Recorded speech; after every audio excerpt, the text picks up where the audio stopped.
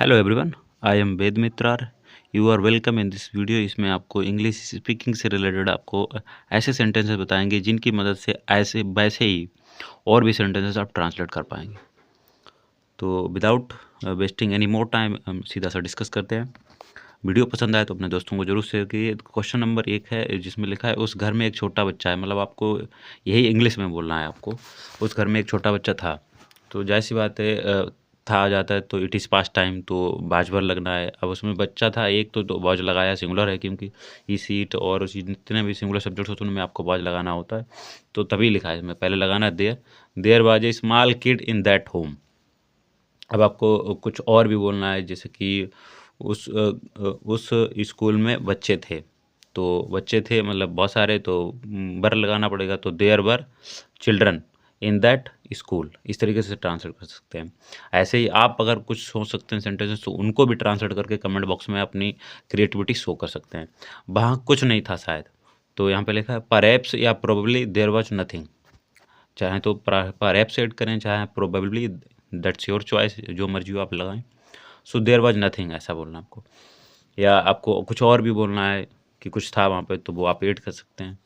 मतलब अंधेरा था वहाँ, तो कह सकते हैं देयर वाज डार्कनेस। ठीक है। अब नेक्स्ट लिखा है बाल्टी के नीचे कुछ है।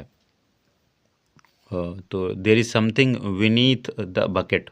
मतलब बाल्टी के नीचे कुछ है। अब किसी के नीचे बिल्कुल टचिंग, मतलब किसी को वो स्पर्श कर रहा है, छू रहा है, उसके नीचे बिल्कुल कुछ है, तो आप बोल सकते हैं। जैसे कर सकते हैं तकिया के नीचे फ़ोन है, तो बोल सकते हैं there is phone beneath the pillow, like this. ऐसे ही और सेंटेंस सोचिए आप। सभी लोग वहाँ होंगे, तो वहाँ होंगे मतलब ये अपने आप में फ्यूचर टेंस की बात कर रहा है। तो जाहिर सी बात है बिल लगेगा, तो वहाँ होने होने के लिए वी लगती है आपकी जो वर्ब है मैन। तो लिखा है all the people will be there. अब आप बोल सकते हैं वहाँ बहुत सारे खिलाड़ी होंगे, तो कह सकते हैं many players will be there. बहुत सारे स्टूडेंट्स होंगे, तो many students will be there. तो आप फ्यूचर में जो भी चीज़ें आप बता सकते हैं कि वहाँ क्या होगा या कहीं भी कोई कहाँ होगा, तो वो बता सकते हैं। जैसे डॉक्टर्स, जैसे बहुत सारे डॉक्टर्स स्कूल में होंगे, तो कह सकते हैं doctors will be in the hospital, या ऐसे बोल सकते हैं। जगहों का भी नाम मेंशन कर सकते हैं। So that's it. फिर नेक्स्ट लिखा है क्या मेरा भाई वहाँ होगा।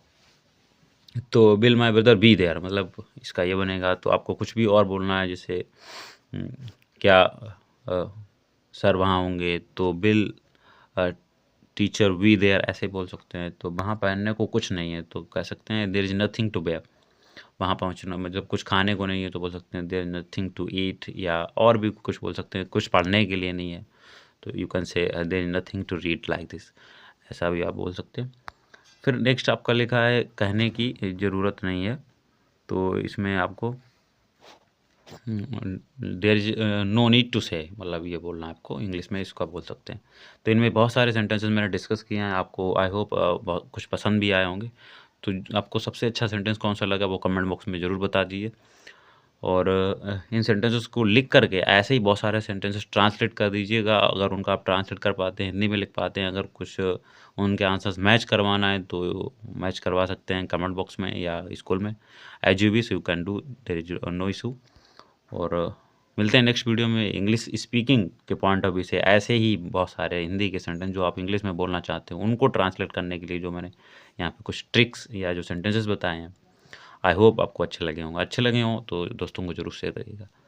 Thank you so much.